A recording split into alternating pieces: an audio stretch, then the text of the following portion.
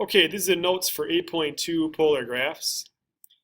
And basically, before we start doing our graphs, which for the most part are going to be done by hand, we're going to get your calculator set up.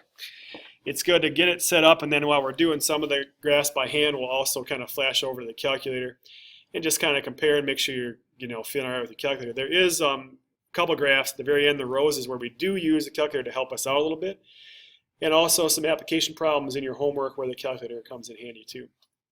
So on the first page of your note sheet, what I've got here is a set of instructions just talking about how to use your calculator, how to get your calculator set up, I should say. Mode, we want to go to the mode, and we've done this kind of stuff before, so I'll get your calculator up here.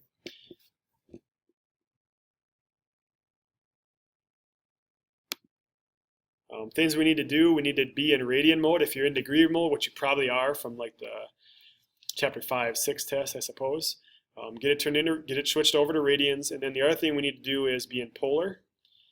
Most likely right now you're in function, so you want to get polar set up.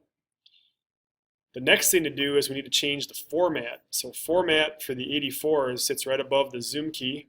So if we do second, zoom, and right now you're probably in rectangular GC, you want to scroll over and you want to hit enter and highlight polar GC. For the 89s, there's a set of instructions that tell you how to do that. Go back to that for a second. So in your graphing screen, so you got to be in the graphing screen, then your F1 tab, tools number 9, then coordinates, then select polar. What the polar GC does for us is when we're tracing along or moving the cursor along the polar graphs, what we want to show up at the bottom of the screen is an R and a theta, so we can track what R, what theta is the cursor at. If you're in rectangular GC, you're actually going to have an X and a Y show up at the bottom of your screen, which isn't what you want. So the polar GC makes sure we are getting R and theta visually as we work our way around the graph. Okay, next thing is window, and this window is basically like setting up a piece of polar graph paper. So 0 to 2 pi, that would be talking about one rotation. On your guys' polar graph paper, the grids typically like this, the first rotation line is pi over 12. We're going pi over 24 here just to keep things a little bit smaller. By keeping this a little bit smaller, it makes your graph smoother. So the smaller the theta step, the smoother the curve, which really isn't an issue unless you're looking at roses, and then sometimes a theta step being too big can sort of mess up the way it looks. Then over here, X max and Y max and Y min, all that. This is just talking about setting up the dimensions or your rings. So you've got basically 8 by 8, you've got 8 rings, or radius 8 in all directions in a scale of 1. Okay, so we got mode polar, format polar GC, we're in radian mode, got a window set up that would match a typical piece of polar graph paper. Let's go back to the calculator and go to the y equals menu. Now when you go to the y equals menu, it should appear as an R equals. If it shows up as y equals here, then you didn't change your mode over to polar. And I've got an equation for you guys to put in. We'll just put one in and just talk about a couple of quick things. Then we're going to go away from the calculator for a little while and do most of the graphing by hand. Then we'll come back to the calculator at the end. So I'll put in 4 cosine 2 theta and graph. So this is a rose, and we'll talk about the roses towards the end of the note sheet. One of the things about these graphs, or having your window set up the way it is right now, is it's the dimensions are in a rectangular, like a standard fit. So some of the petals here look like the left-right sides look longer than the up-down. The way you fix that, if you guys remember to square your window up, is do a zoom square. So if you do a zoom number 5, it squares the window, and then the petals look the way they should. This would be true for all graphs. So we want the scale to be the same X and Y, so it looks the way it should look. Okay, so there's a rose. I'm going to go away from the calculator now for a little bit, and we're going to go into the different graphs that we're going to do by hand. So I'm going to take that calculator away, and let's look at the next thing in your note sheet. So the first one we're going to talk about is lines, right? And we mentioned this yesterday when we were doing the conversion of equations. So theta equals 3 pi over 4, which I already know. Visually I can tell, and I maybe already know from yesterday, that's the line y equals negative x. The way it reads as a polar idea is the rotation line 3 pi over 4, radius anything. So no matter what radius you go out, right? If I say rotate to 3 pi over 4, and then start plotting points or going from the pole 1, -1, 2, -2, 3, -3, and so on, right? Okay, well, you do that long enough, and that's going to generate a line.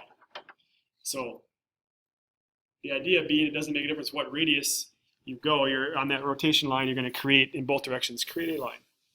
This equation could also be written as theta equals 7 pi over 4, which we talked about yesterday too.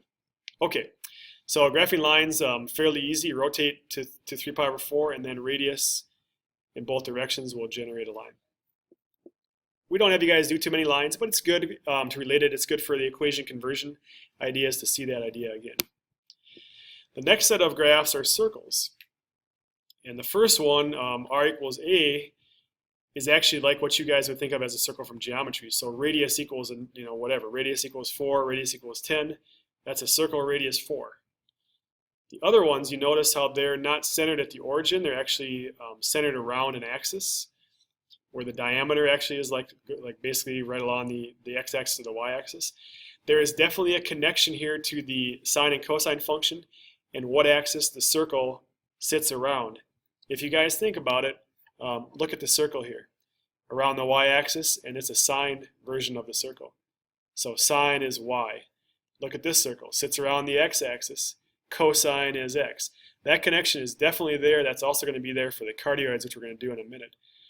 Also, if a is positive or negative, positive a, positive y-axis. Negative a, negative y-axis. Same thing over here, positive x, or positive a value, out front, positive x-axis. If this was negative a, sitting around the negative x-axis. So a lot of simple connections that we can make to things we know from the past and apply it to these graphs. Okay, let's take a look at some circles. So the first one, very simple. R equals a number centered at the origin. It's as simple as counting out, what you guys are going to most likely do is count out and put your points at.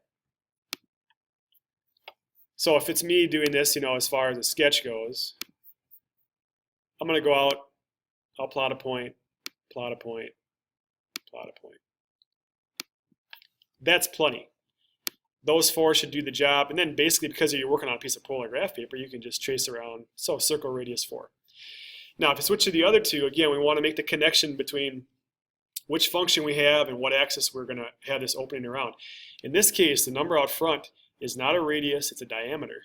So you also got to pay attention to that. So when you go to plot points here, typically what I would do, so a 4 cosine being positive 4, means I know this is around the positive x-axis. So kind of another thing too I'll do with polar graphs is when I know the connections to the axis, I would visualize, I would expect to see it here. So I'd have a point at the origin, and if I count out a diameter of 1, 2, 3, 4, there's the endpoints of my diameter, and then I'd sketch a circle. So the 4 is a diameter distance, and again the circle opens around corresponding to cosine or sine x and y. Okay, so if you guys think about doing negative 6y, well, number 1 negative and sine is y, I would be visualizing my circle sitting here. So again, as endpoints go, I'd have an endpoint here, an endpoint out at 6, and draw the circle. So a circle is pretty simple. The first one, a circle like you would think of as a rectangular system style circle. The other two based on relating to the axis. Now also, what we could do, and we're not going to do for these graphs, is we could actually start plugging in theta values. So for example, I could put in pi over 6, pi over 4, pi over 3, and keep going. And what happens when I do that, so let's say you put in pi over 3. Cosine of pi over 3 is 1/2 times 4 is 2. Right there. So, we could table it out. We could actually put every rotation line's theta in the equation. And what would happen is it would generate, a set of coordinates that would draw this graph. Now, the idea is, and this is true for almost all of our polar graphs, is we don't want to have to table it out, do this monster list. We want to know a design. Like any graph you guys have ever looked at, there's a design to it. Once you get the design down, you can shortcut and not have to do a bunch of points. That's the same thing with polar. Okay, so there's your circles. The next group of graphs we're going to look at are called the cardioids. And cardioids as a group, I call them cardioids. They have a shape that tends to have a heart shape to it. Technically, only one of them is called a cardioid, but I call this as a group the cardioids. Also, when I describe this graph to you guys in the notes, And when I talk about it, for homework questions or whatever, I'm going to talk about it as a heart. So when I use some non-mathy terminology here, but these are the lobes of the heart. So here's the lobes. And I'll call this the large part of the heart, go in this direction. So lobes, large part of the heart. Now the other thing too is that polar graphs are very circular. So one thing you want to watch out for when you're drawing these, and we'll get to doing this in a second, is that when you're drawing this, because points you're going to work off of, basically going to have a point here, point here, point here, point here. And when you start drawing, what people tend to do, because if you're a doodler, or whatever the case is like, you kind of, just your sort of habit is, hey, like I'll do that. I say at this time of the year, don't get too Grinchy with your hearts. You guys have seen The Grinch, the movie, right? 3 sizes too small, right? So you don't want to get too Grinchy with your hearts. You want to, if you think about it, should I wait for some laughter? And go. All right, so good. If I took out the indent and I just drew around, and from here, and I'll do it with a pen here so you guys can see it. If I just from here continued on and didn't stop to do the indent, I basically have a perfect circle. So, but the reason I'm telling you guys this is that when you draw polar graphs, I'm going to be very particular about how circular you make them look. If you get too Grinchy and you cut them off and go in, you're going to lose points for that. Because again, if I was doing the coordinate idea, this is where the points would be showing up. It's very circular. Now, the difference between the three, cardioid, lemicon with a interior loop, and a lemicon with a dimple. The dimple is the idea that where the lobes come together, they come together away from the origin. In the interior loop, the lobes still come together at the origin, but interior loop. Now again, these graphs all have a very similar design, so we're going to talk about the design. They're very easy to graph once you get the design down, so that's going to be next. Okay, let's talk about that. So first of all, how do you know cardioid, lobes together at the origin, dimple off the origin, or interior loop? That has completely to do with the two numbers that are sitting right here.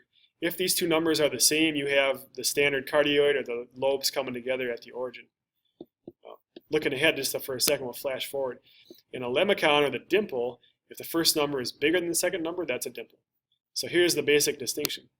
Interior loop, first number is smaller than the second number, that's how you know that you got an interior loop. So you're going to have to get that fact down so you know which one you're doing, but otherwise the three graphs are basically graphed in the same way. Once again, the sine-cosine connection is there to the axis that the cardioid will sit around or open around. So the very first thing I do is I go positive cosine. I visualize my heart or my cardioid sitting here. Negative sine, I would visualize my cardioid sitting here. Okay, then as far as the numbers and how we get things going, we'll talk about that in a second. So the first number, the number I have in red, is the distance to the lobes. I don't even talk about it. This is all backup info. X-intercept, Y-intercept, that's all awesome, but we can just break it down into simple ideas. Number one, I'm already visualizing where it is.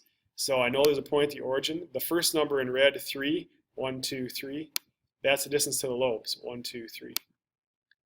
So from the origin to the lobes, and that's where they would cross the y-axis, but where the lobes intersect the axis, that's your first number.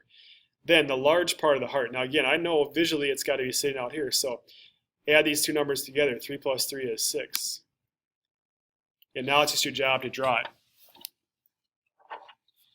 Again, when you draw it, lobe, lobe, think circular, right? If you do this, doodle or Grinch style heart, minus something on your quiz or your test, right? Don't get too, just don't cut it off. It's got to be pretty circular. Now, if you get that design down, again, like I said, these graphs, they're pretty simple. Same idea here. So negative sine, well again, what I'm visualizing is my graph is sitting down here. So an origin point, count out 4 and 4. So that's the first number, 4. Distance to the lobes, 4 plus 4 is 8. That's going to put you off the graph a little bit. Lobe, lobe, circular, circular. And I've been drawing these guys for like, a long time, let's say. Definitely not always perfect, but what I'm never going to do is I'm never going to do that. And the same idea, here is true for the circle graph